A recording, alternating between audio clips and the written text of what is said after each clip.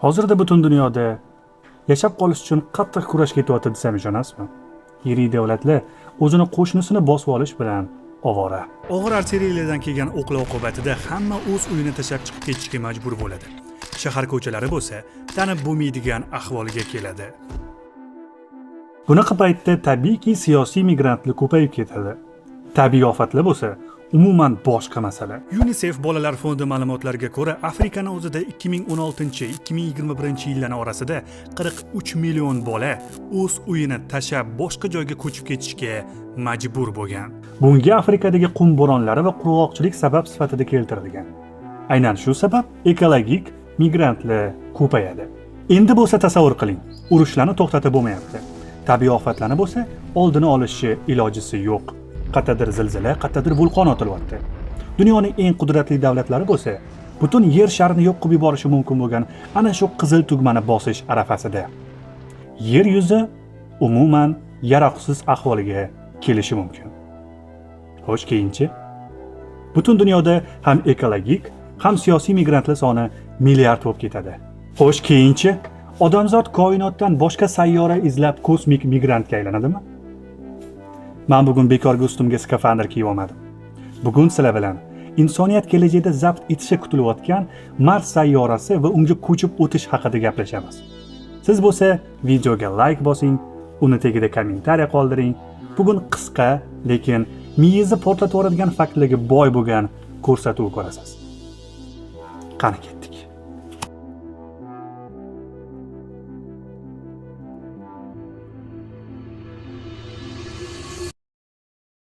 Hammaga salom, bu Abdullajon. Orqamda bo'lsa Saturn 5 odamzodni oyga olib chiqqan kosmik kema.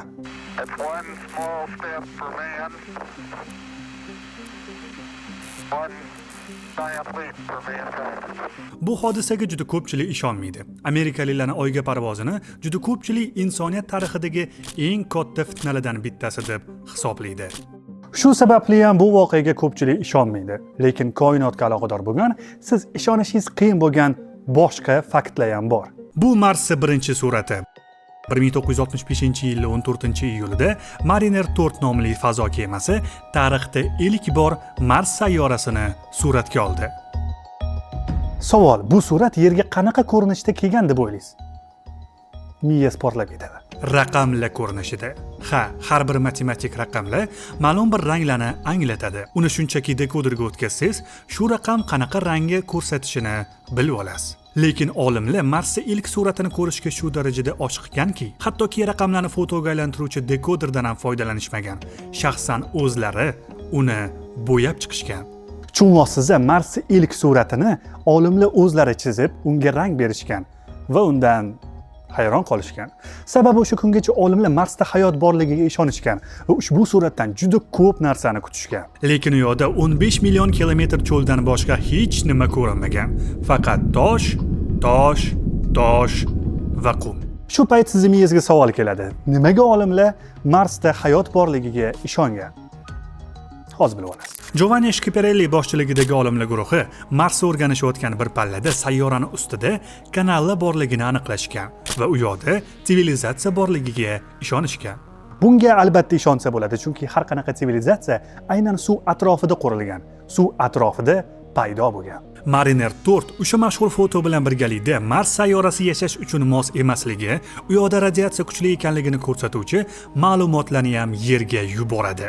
Lekin shunga qaramay, olimlar Marsni shu darajada chuqur o'rgandiki, hattoki uni hozirda onlayn xaritasi ham bor. Uni siz ham bemalol ko'rishingiz mumkin.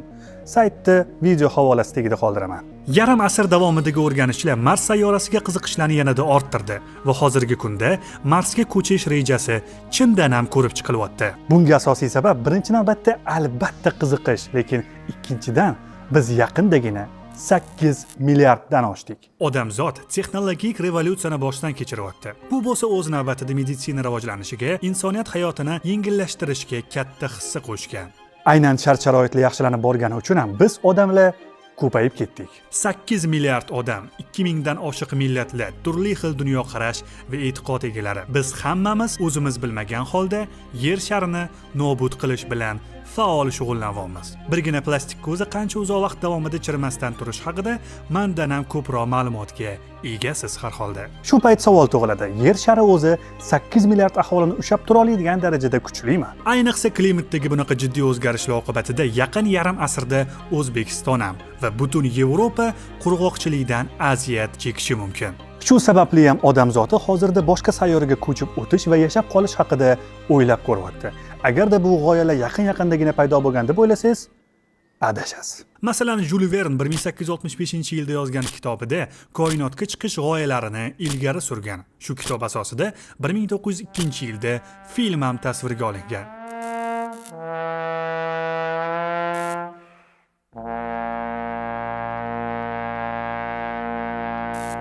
Ko'chib o'tish uchun mo'ljallanayotgan sayyora bo'lsa, bu albatta Mars. Olimlar bu sayyora ustida chuqur izlanishyapti. Milliarderlar bo'lsa, bu ishlar uchun faol tarzda pul tikishyapti. Shu payt koinotni o'rganayotgan odamlarga bitta savol bergisi keladi. Nahotki bu katta joyda Marsdan boshqa qiziqarli narsa yo'qmi? Bor. Bu Psixeya nomli asteroid. U juda ham oltinga boy. Uni qo'lga kiritgan odam bo'lsa, dunyodagi balki butun galaktikamizdagi eng boy odamga aylanishi mumkin. 100 kilometr diametrli asteroid 700 kvintillion dollarga baholangan oltinga ega va bunaqa jismlardan galaktikamiz o'zida son mingta. Bu shunaqangi oltinga boy asteroidki, uni yerga olib tushsa, hammaga oltin yetib ortadi. Lekin uni yerga olib tushilgandan keyin oltinning qadri shunchaki nolga tushadi, chunki undagi oltin kishi boshiga 90 milliard dollardan to'g'ri keladi.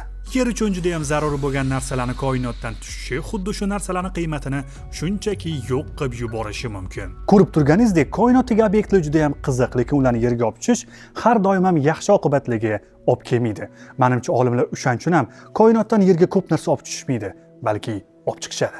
Koinotdagi eng qiziqarli narsalardan bittasini aytib berdim. Endi bo'lsa, olimlar nima sababdan aynan Marsga qiziqayotgani haqida tushuntirib beraman. Bu sayyora astronomlarni o'ta qiziqtirgan yerdan keyingi joy hisoblanadi.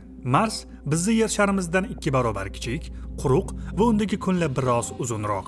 U yoqdagi bir so'l yer sharidagi bir sutkadan atigi 39 daqiqaga ko'proq. Ya'ni bu degani, siz u yoqda ham 15 soat g'aflat bosib uxlolmaysiz. Battar bo'ling. Marsdagi 1 yil Yerdagi 686 kun bilan barobar. Eng qizig'i, u yoqda fasllar ham bor.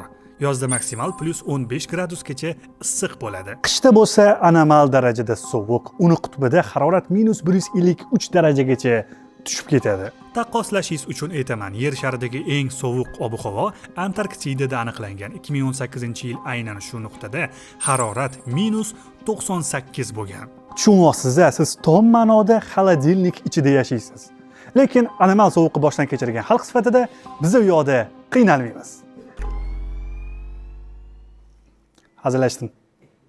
Bu antiqa muammolar yetmaganidek, Marsga chiqqan birinchi odamlar afsuski Yerga qaytolmaydi. Chunki ularni ko'pchiligi nurlanib ketadi. Koinotdagi nurlanish bu fazogirni haqiqiy ko'rinmas qotili.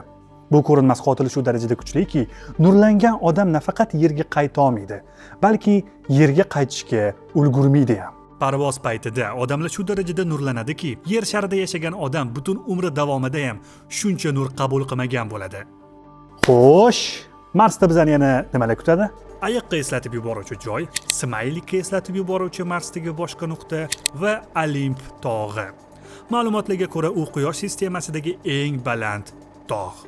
Bizani kutadigan eng vahshiy narsa bo'lsa, bu karbonat angidrid. Chunki Mars atmosferasi 95% karbonat angidriddan tashkil topgan. Atmosfera bu darajada zaharli bo'lgandan keyin, tabiiyki, sizning eng yaqin do'stingiz skafandr bo'ladi. Menimcha o'shaning uchun ham olimlar hozirda Marsga odamlarni yuborisha olmayapti. Lekin odamlar chiqolmaganga yarasha yuk jo'natish mumkin. Qanaqa qilib?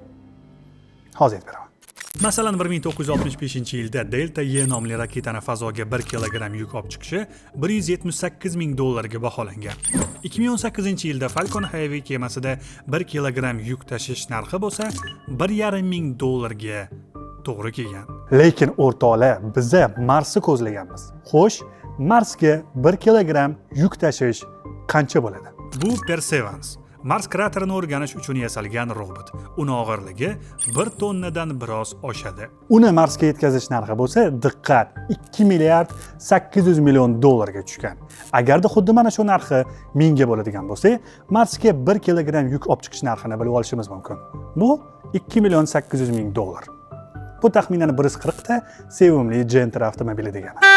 Lekin biz o'zbeklar Marsga 1 kilogramm yuk bilan chiqmaymiz. Axir quda tomon bergan shkaf va kravat, bir dunyo hech qachon ishlatilmaydigan ko'rpacha, faqatgina uyga mehmonlar kelganda ishlatiladigan idish-tovoq, televizor va hokazolar bilan kamida 2 tonna yuk bo'ladi. 1 tonnali Perseverance Marsga olib chiqish 2 milliard 800 million dollarga tushgan bo'lsa, demak 2 tonnali yuk taxminan 5 milliard 600 million dollar bo'ladi.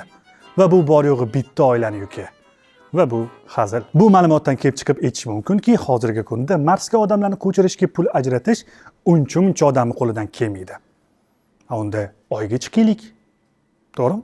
Oy bu o'zimizniki va unda chindan ham tadqiqotlar o'tkazish va yashash uchun kerakli sharoitlarni yaratish imkoniyati bor. Oy degan antiqa element geliy 3 yordamida deyarli cheksiz energiya manbaini qo'lga kiritish mumkin. Bu modda yer sharida juda ham kam. Uni odatda sun'iy yo'llar bilan ishlab chiqarishadi. Nimaga unda Oyda u juda ham ko'p? Hammasiga sabab bizani o'rab turgan atmosfera. Bu qobiqdan geliy 3 o'ta olmaydi va tabiiyki yergacha yetib kela olmaydi. Oyda bo'lsa bunaqa qatlam mavjud emas. Shu sababli ham u ortiqcha qiyinchiliklarsiz koinotdan to'g'ridan to'g'ri tushib, Oy ustidan qo'nim topadi. Geliy 3 dan olinadigan energiya yer shariga 5000 yilga yetgan bo'lardi. Va qo'shimcha qila olamanki, bu unsur Yupiter va Saturnda ham talaygina. Lekin Saturnni zabt etish yaqindagina Oyga qadam qo'ygan odamlar uchun juda ham mushkul masala, chunki biz haligacha Oyni to'liq o'rganishga ulgurganimiz yo'q. Nafaqat Oy, biz balki yer sharini o'zini to'liq o'rganishga muvaffaq bo'lmaganmiz. Biz koinotga emas, balki yer sharidagi ilm-fanga bor e'tiborimizni qaratganmiz.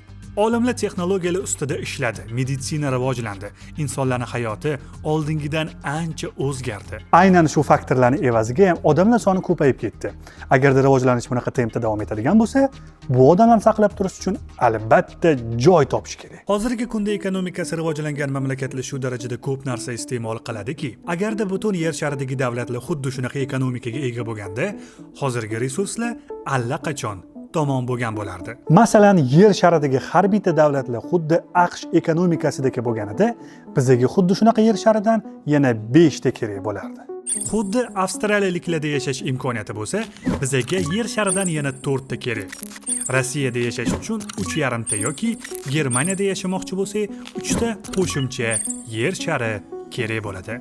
Asli bo'lsa, O'zbekiston aholisidek yashashimiz uchun nechta yer shari kerak bo'lishini yozib qoldiringlar. Hali qizil sayyoraga bironta jon olib chiqilmagan bo'lsa ham, NASA bu planetada yashash imkoniyati bormi yoki yo'q, shuni aniqlash uchun yerda xuddi shunaqa sharoit yaratib, 4 ta odamni unda sinab ko'rish haqida o'ylayapti. Unga ko'ra odamlar ovqat tanqisligi va texnik nosozliklarga duch kelishadi. Chunki bu kosmos, u yerda hamma narsa bo'lishi mumkin. Bunaqa eksperiment o'tkazishi sababi bu sayyorani zabt etishdan oldin ungacha yetib borish mashaqqatiga odamlar tayyormi yoki yo'q, shuni aniqlash. Taxminan 10 yil oldin rossiyalik olimlar xuddi shu ishni qilib ko'rishgan. Mars 500 nomli tajribada 6 nafar odam yopiq joyda 520 kun davomida yashagan. Muvaffaqiyatli yakunlangan tajribani endi NASA o'zida o'tkazib, bu safar ular 3D printerda tayyorlangan simulyatorda odamlarni sinab ko'rmoqchi. Hammasi oddiy jismoniy mashqlardan boshlanadi. Yugurish, suzish, sakrash va 1 kilometr masofani 3,5 minutda bosib o'tish. Agarda omadingiz kelsa, keyingi bosqichga chiqib 2 yil davomida koinotni va kosmik kemani boshqarishni o'rganasiz. Yana 2 yil, ya'ni umumiy 4 yil davomida bo'lsa, jamoaviy ishlab koinot haqidagi bilimlaringizni yanada oshirib olasiz. Yoshligimizda bitta gap bo'lardi. Sen katta bo'lib, institutda o'qib bitta kresloni egasi bo'lishing kerak deyishardi.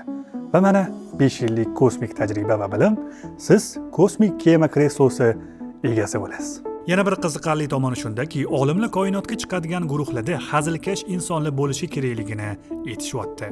Ularning fikriga ko'ra, bunaqa odamlar jamoaviy atmosferani saqlab qolishga va kayfiyatni ko'tarishga xizmat qilishadi.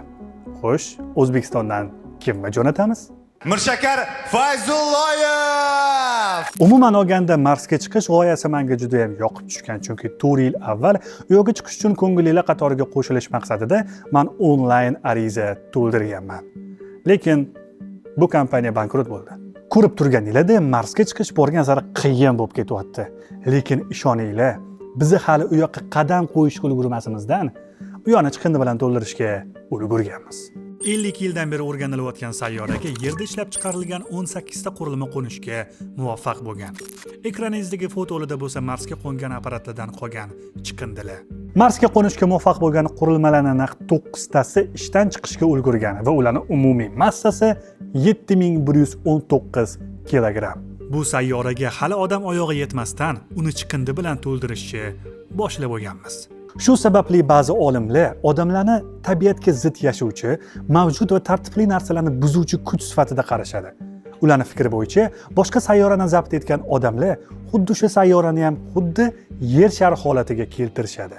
Yerda keraklicha tartib o'rnatilmagunigacha yer sharini shunchaki tashlab ketish bu katta xato. Sanoat revolyutsiyasi ortidan qancha zararli tutunlar osmonga uchirildi va uchirilyapti. Juda ham ko'p miqdorda daraxtlar kesildi va kesilyapti. Plastik buyumlardagi zarar haqida gapirib o'tirish shart emas. Ularning fikriga qo'shilmasdan ilojimiz yo'q, chunki tayyor turgan tabiat yo'q qilish bilan faol tarzda shug'ullanamiz.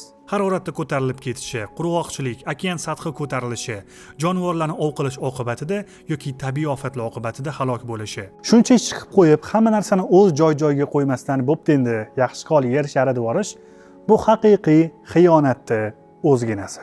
Bu ko'rsatuv orqali men koinotni zabt etish g'oyalariga qarshiman demoqchi emasman. Shunchaki biz odamlar o'sha mashhur oldindan oqqan suvni qadriyo naqliga monand yashayapmiz. Yer shari bag'riga 8 milliarddan oshiq odamni sig'dirib, o'zida saqlab turibdi. Lekin biz uni faqat xafa qilyapmiz deyishimiz mumkin. Undan o'z maqsadlarimiz yo'lida foydalanishda tinmayapmiz. Ishoning, yer shariga tushayotgan har bitta chiqindidan tortib, yerga tashalayotgan har bitta bomba sayyoramizni qattiq ranjitishi aniq. Ilm fanni sevadigan inson sifatida qachonlardir Marsga odam qadami yetishiga ich-ichimdan ishonaman. Balki butun koinotni zabt etadigan davrlarimiz ham kelar. Lekin bir narsa aniqki, o'z uyini qadriga yetmagan odam o'zga uyini ham qadriga yetmaydi. Men bu ko'rsatuv orqali sizlarni shunchaki odam bo'lib qolishga, o'z uyimizda yer sharini saqlab qolishga undadim. Olimlarda Marsni zabt etish bilan bir qatorda yer sharini saqlab qolish maqsadi bo'lishini ham juda ham xohlardim. Video sizga yoqqan bo'lsa, albatta unga like bosing, repost qiling va albatta bugungi mavzu haqida o'z fikrlaringizni yozib qoldiring. Biz kichik loyihamiz orqali sizga ulkan ma'lumotlarni berishga harakat qildik. Keyingi ko'rsatuvlarda ko'rishguncha, ilm fan shaydolari.